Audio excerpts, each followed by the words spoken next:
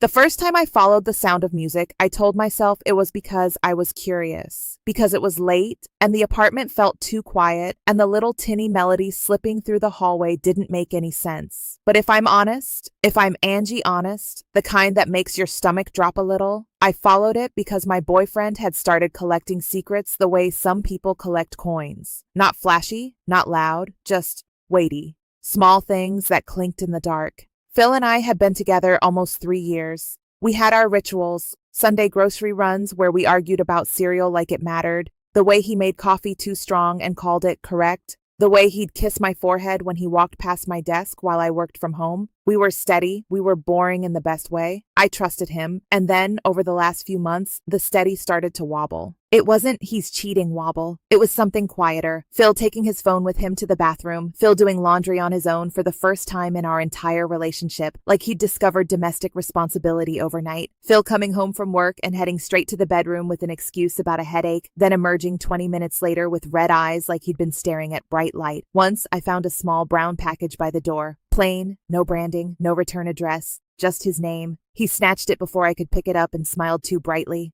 Just socks, he said, and then laughed at his own joke as if I should join in. Another time, I was folding towels and found a single silky scrap of something in the lint trap. The color was hard to name, like champagne, like skin kissed by warm light. I stared at it like it might tell me what I wasn't seeing. When I held it up, it stretched between my fingers with a softness that didn't belong to any of our normal clothes. I didn't confront him. I didn't want to be the girlfriend who interrogated lint. So when I heard music that night, a waltzy little tune drifting from somewhere deeper in the building, I told myself I was just investigating a neighbor. The melody sounded old-fashioned, like it belonged in a movie where people wore gloves and said things like darling with sincerity. It wasn't the kind of music Phil ever played. He liked podcasts and ambient focus playlists and whatever his coworkers had recommended that week. I left our apartment quietly, barefoot, my phone screen lighting my hand like a confession. The hallway smelled faintly of someone's dinner, garlic, onions, something sweet like roasted carrots. The building was mostly families and young couples, and one elderly man who always told me I reminded him of his niece. The music didn't fit. It led me down the hall, past the laundry room, toward the old community space we'd all pretended not to know existed. The room had been a storage area once. Someone put up a sign that said multi-purpose studio, and for a while there were yoga classes, then nothing. The door was usually locked, or at least it seemed that way. Tonight, it was cracked open. The music slipped out like breath, and so did something else. A faint scuff of feet, a soft, rhythmic thump. My heart started doing that stupid fast thing it does when my brain hasn't caught up to what my body already suspects. I should have turned around. I should have called out. I should have done anything that wasn't creeping closer like a teenager in a horror movie. Instead, I pushed the door open a little more. Light spilled onto the hallway tiles. The room was bright, the overhead fluorescents buzzing, reflecting off the polished floor someone must have recently cleaned. And there, framed by mirrors that ran along one wall, was Phil. He wasn't alone. Not because someone else was in the room, but because he was surrounded by versions of himself in the mirrors. Phil multiplied, Phil reflected, Phil caught from angles he probably didn't want anyone to see. He had his arms lifted, wrists soft, shoulders pulled down the way dancers do when they're trying to make their bodies look like they belong to the music. His posture was careful, practiced. His feet moved in small, precise steps, a glide and a pivot and a pause, like he was listening to something deep in his bones. And he was wearing tights. Not compression leggings like guys wear at the gym tights. Not maybe it's cold and he's layering tights. These were unmistakable. Sheer, tan, slightly glossy under the lights, clinging to his legs like a second skin. His calves looked sculpted in a way I'd never noticed. His knees bent elegantly. I saw the outline of seams at his toes, pantyhose seams, the kind I used to complain about when they pinched. He also wore a black leotard over them. Sleek, simple. Something about it made my throat go dry. There was a skirt too, short and soft, fluttering when he spun. A simple circle skirt in dark burgundy that caught air like a secret finally allowed to exist. It was like my brain had 2 tracks running at once. One track going, this is Phil. That's my boyfriend. I know his laugh. I know the little scar on his chin from when he fell off a bike as a kid. And the other track going, what the hell? What the hell? What the hell? My mouth betrayed me. I laughed. It popped out, loud and sharp, the kind of laugh you do when you think you've stepped into a prank, the kind of laugh you do when you want to turn fear into something manageable. Phil froze mid-step like someone had cut his strings. For one suspended second, we were both trapped in the music that kept playing, the waltz continuing without caring that my world had tilted. Then he turned. His face was already flushed from exertion, hair damp at his temples. His eyes, those soft brown eyes I'd fallen in love with because they looked like warm earth, went huge. And then they crumpled. Shame is a physical thing.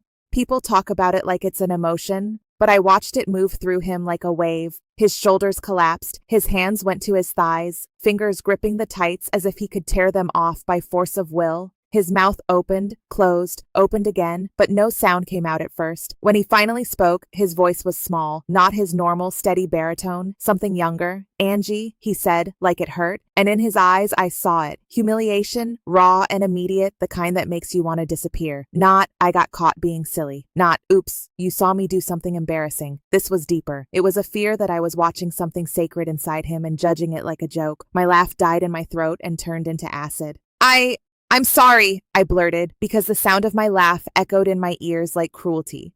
He looked down, his chest started rising too fast. He took a step back, then another, until his back hit the mirror wall with a soft thud. The music kept playing. He didn't reach to turn it off. He just stood there, trembling, as if he'd become aware of every inch of himself at once. His legs, his outfit, his vulnerability. "It's not what you think," he said too quickly, which was almost funny because I had no idea what to think. "I mean," he swallowed hard. His eyes glistened. "It's exactly what you think." And then his face broke.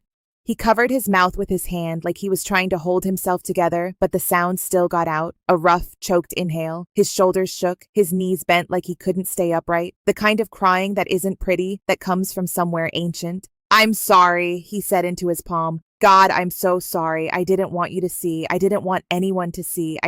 He made a sound that was almost a laugh, except it was hollow. "I'm so stupid." My gut reaction was still there, hovering, confusion, shock, a flicker of embarrassment on his behalf. But it was being overwritten by something sharper, the sudden awareness that my laugh had landed on him like a slap. I took a step into the room, and the floor felt cold under my feet. "Phil," I said softly. My voice sounded strange, like someone else's. Hey, look at me." He shook his head. Tears fell onto the polished floor. His mascara? No, he wasn't wearing any. My brain kept trying to make this fit into some category I understood. "I didn't tell you because I knew you'd—" He gestured vaguely, as if my laugh was still in the air between us. "Like that." My throat tightened so hard it hurt. "I'm sorry," I said again, slower, meaning it this time. "I laughed because I was surprised, not because I wanted to hurt you." He didn't look convinced. He kept staring at the floor as if eye contact would shatter him. The music reached a swell, violins rising like they were trying to narrate the moment. It was absurd, really, this dramatic soundtrack while my boyfriend cried in pantyhose under fluorescent lights. The absurdity would have made me laugh again if I hadn't already learned how dangerous that laugh could be. I walked closer, careful the way you approach a skittish animal. My heart was pounding, but not with anger, with fear that one wrong move could make him shut down, could make him run. When I reached him, I didn't touch him right away. I offered my hands, palms open, like a question. He stared at them for a second, then he leaned forward, and his forehead pressed into my shoulder like he'd been holding his breath for months and could finally exhale. His body shook against mine. His tears dampened my shirt. His arms wrapped around my waist with a desperation that made my eyes sting. "I don't know what's wrong with me," he whispered. That phrase, so loaded, so familiar in its pain, made something inside me go still. "Nothing's wrong with you," I said, and I didn't know if I was saying it to comfort him or because I needed it to be true. He pulled back just enough to look at me, his eyes red-rimmed and pleading. "You saw me. You saw this." He flicked his gaze down at his tights, the skirt, the leotard. "It's disgusting." "No," I said immediately, too fast, like a reflex. Then I forced myself to breathe and really look at him. He wasn't disgusting. He looked human, exposed, like someone who had finally stopped trying to outrun himself. "It's not disgusting," I said again, slower. "It's surprising to me, yeah, because I didn't know, but it's not disgusting." His face twisted as if he didn't trust kindness either. "You laughed." "I did," I admitted, because lying would make it worse. "And I hate that I did. I'm sorry, Phil." He looked like he was about to crumble again. I reached up then and touched his cheek, thumb brushing a tear away. His skin was warm, familiar. My boyfriend, the person who made 2 strong coffee and kissed my forehead. The person in front of me was the same person, even if the packaging was something my brain hadn't rehearsed. Can you tell me? I asked quietly. Not right now, if you can't, but can you tell me what this means for you? He swallowed. His voice came out ragged. It's me, he said, as if the words were too simple and too heavy at the same time. It's not a costume. It's not a joke. I don't do it I don't know. It's not about making fun of women. It's not. He shook his head hard. It's just, when I put them on, I feel like I can breathe. The sentence hit me in the chest. I thought about all the times I'd watched Phil in social situations, slightly tense, always polite, always a little too aware of how he was coming across. I'd chalked it up to introversion, to stress. But now I wondered what it was like to carry a version of yourself inside you and never let it out. How long? I asked. He laughed bitterly, wiping his nose with the back of his hand. Since I was a kid, I used to sneak my mom's tights when no one was home. I thought I'd grow out of it. I tried to. I really tried to. His voice broke. I hate that I want this. I felt something shift in me. Not full understanding. Understanding takes time. But a decision, a small hinge turning. Because my gut reaction had been easy. Laugh, recoil, categorize it as weird. The harder thing was to sit with his pain and recognize that the person I loved was standing in front of me asking, without words, whether he was safe with me. I looked at him, at the tremble in his hands, the way he seemed braced for rejection, and I realized I could be the moment that destroyed him or the moment that let him live. Do you want to go home? I asked. Or do you want to stay here a minute? He hesitated. Home, he whispered. I can't have anyone see me. No one will, I promised, and I meant it with the same certainty I'd promised to lock the door at night. I found the music source, his phone propped on a chair, and turned it off. The sudden silence felt intimate, like the world had stopped listening. I helped him grab his clothes from a gym bag, jeans, a hoodie, sneakers. He fumbled with his skirt, hands shaking, and I realized he didn't even know how to take it off quickly, like he'd never practiced being caught. Hey, I said gently, we're not in a rush. Take your time. He blinked at me like he didn't understand patience. In the hallway, I walked beside him, close enough that my shoulder brushed his. The building felt louder now, the hum of lights, the distant TV from someone's apartment, a door closing on another floor. Phil kept his head down. Inside our apartment, he went straight to the bathroom and locked the door. For a moment, I stood in the kitchen, staring at nothing. My laughter replayed again. The sight of him in the mirror, my chest felt tight with conflicting emotions. Shock, tenderness, guilt, fear. Not fear of him, fear of what this meant, fear of messing it up, fear of realizing I hadn't been as open-minded as I like to think. I heard the bathroom sink run, then nothing. I knocked softly. Phil, can I come in? Silence then. Yeah. When I opened the door, he was sitting on the closed toilet lid in jeans and hoodie, but his eyes were empty. The tights and skirt were folded on the counter like evidence. I'm sorry, he said again, voice flat. Stop apologizing for existing, I said, surprising myself with the firmness of it. His eyes flickered to mine. I sat on the edge of the tub. We don't have to solve everything tonight, I said. But I need you to know something. I love you. I don't know all the words for this yet, and I might mess up, but I'm here. His face softened, like a knot loosening. I thought you'd leave, he whispered. The fact that he'd been carrying that fear every day, every time he kissed my forehead, made my eyes burn. I'm not leaving, I said. But I need honesty, not because you owe me every thought, but because I don't want you to be alone inside yourself. He stared at the folded tights on the counter. It feels like cheating, he admitted, like I'm hiding a whole person from you. It's not cheating, I said slowly, choosing my words. It's part of you, and I want to meet that part, if you'll let me.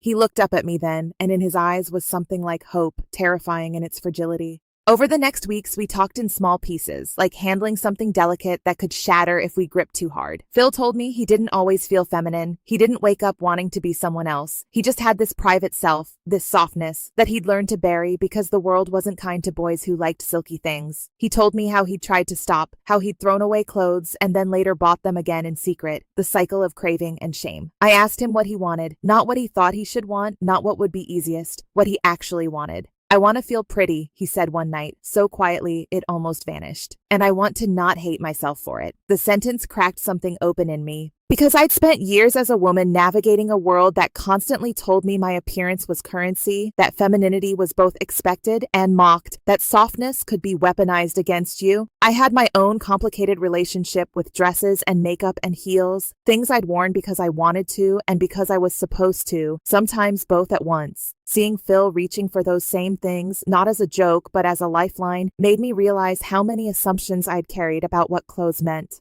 One Saturday, I said, "Do you want to go shopping?" Phil turned pale. "In public?" "We can start small," I said. "We can do online if that's safer. Or we can go to a store where no one knows us. We can make it boring, like buying socks." He gave a shaky laugh. "You have trauma from socks now." "Apparently," I said, and we both laughed. A real laugh this time, one that didn't cut. We started online. We sat on the couch with my laptop between us like a bridge. At first, he could barely speak. He pointed at things instead, cheeks flushed, fingers hovering over the trackpad like it might bite him. When I asked him what colors he liked, he whispered, "Black," and maybe something like plum. We ordered tights in different deniers because he didn't know what would feel right. We ordered a simple skirt with a stretchy waistband. We ordered panties in soft fabrics because he said the seams of his boxers felt wrong when he was dressed feminine. We ordered a pair of low heels, nothing dramatic, something stable. When the packages arrived, he held them like they were sacred and dangerous at the same time. The first time he put everything on at home, with me there, not hiding, he trembled so hard I thought he might change his mind. He emerged from the bedroom cautiously, like he expected me to laugh again. He wore sheer black tights and the plum skirt. A simple cream blouse we'd found that didn't cling too much. The heels made him a little taller, and he wobbled, grabbing the doorframe. "I look ridiculous," he whispered. "You look like you," I said, and I meant it. He stared at me, searching my face for a lie.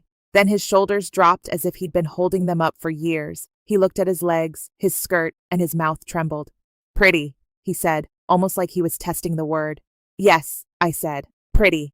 He laughed then, a shaky, surprised sound, and I felt tears sting my eyes. Not because it was sad, but because something in the air had shifted. The secret was no longer a weapon pointed at our relationship. It was a truth we were holding together. We made it into a ritual, but not a fetishized one. Some nights, Phil wanted to dress and dance a little in the living room, moving his body in ways he'd never allowed himself. Sometimes he just wanted to wear panties under his jeans because it made him feel calm. Sometimes he wanted to curl up on the couch in an oversized sweater and tights, feet tucked under him, watching dumb reality TV while he leaned against me like he'd always done, just more himself now, and I had my own work to do. Because even as I chose love, I still had reflexes. Moments where I'd catch a glimpse of him and my brain would try to panic. What will people think? What does this mean about us? About me? About him? I had to confront that my gut reaction wasn't always kind, and kindness is a choice you make over and over, not a halo you wear once. One night, I admitted it. "I'm scared sometimes," I said, twisting a pillowcase in my hands. "Not of you, just of the world, of being judged, of not knowing the rules." Phil nodded, eyes soft. "Me too," he said. "Every day." We sat with that shared fear, and somehow it made it lighter.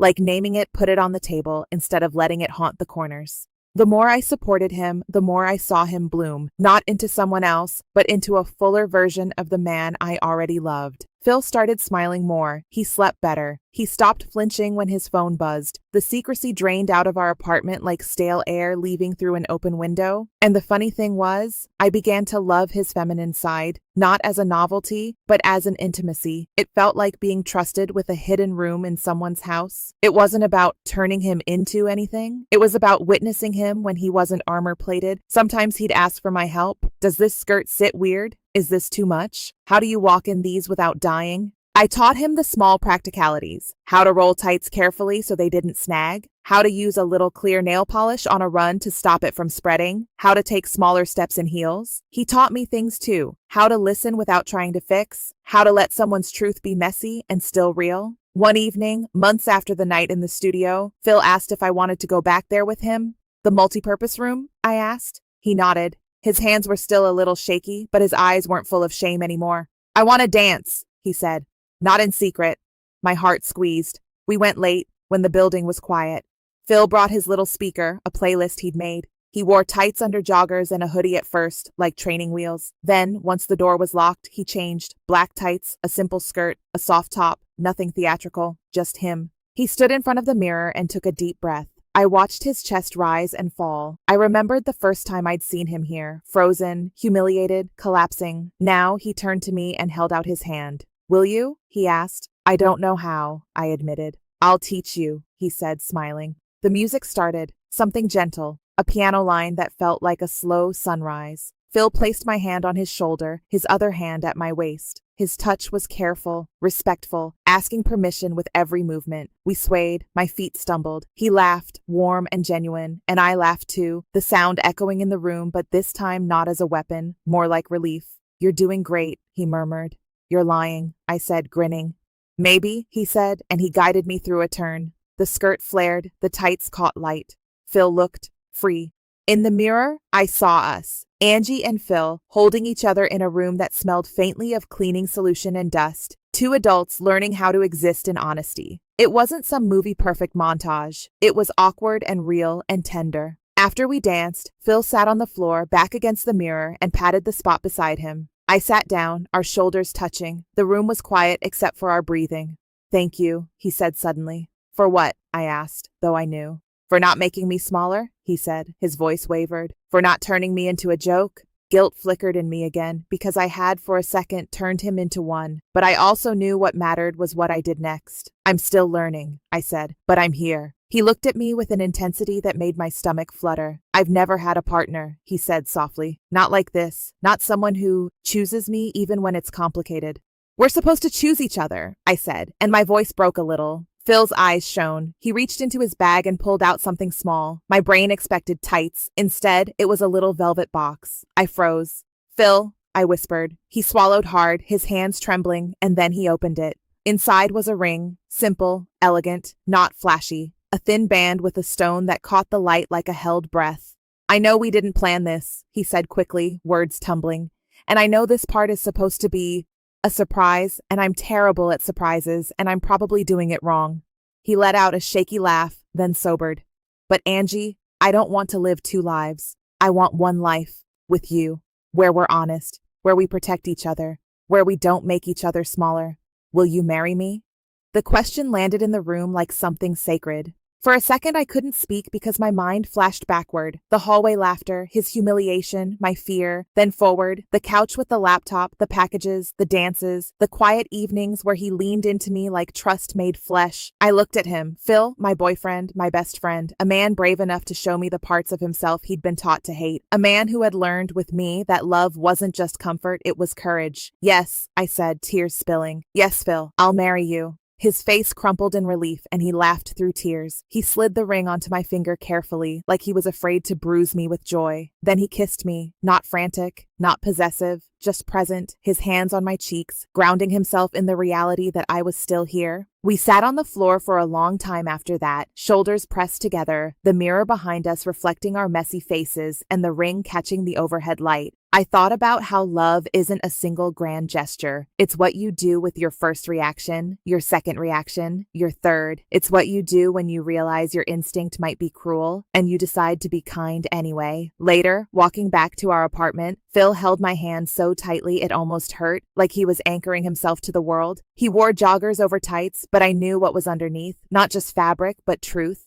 At home, he hung his skirts in the closet beside my dresses, not hidden, beside, equal space. We made room not just for clothes, but for a life where neither of us had to disappear. And sometimes, late at night, when the apartment was quiet and the world outside felt far away, I'd hear music again, Phil's playlist, soft and steady, and I'd smile. Not because it was funny, because it meant he was breathing.